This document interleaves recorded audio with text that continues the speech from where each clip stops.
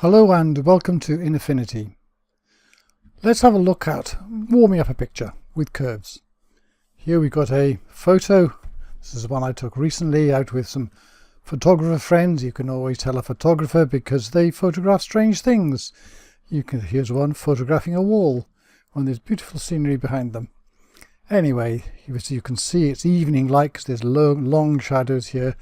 So it's got the right sort of framing.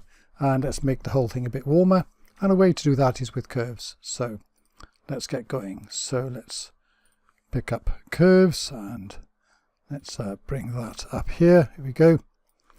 And what we're going to do is use the RGB things here and select them from this. There we go. Pick up the red, and yes, the evening's got red in it, so if let's increase the red, and it doesn't look very evening-y, does it? Because it's more than red we get in the evening, we get yellow as well, and sort of make it orange. So we'll turn the red up a bit, say to there. But how do we get the yellow? That's a puzzle. And the answer is with blue. Why blue? Because whilst the blue curve goes up and gives you blue, when it goes down it gives you the opposite of blue. And the opposite of blue on the colour wheel is yellow. So as we go down here, we add more yellow. Obviously don't want that much, so let's bring it back, and typically it's about a balance of the red. The red goes that way and the blue goes that way. So this is a lot warmer now, isn't it? See if you can do something else by adding, there we go, green. Don't want it green, of course. But the other way is the opposite is magenta.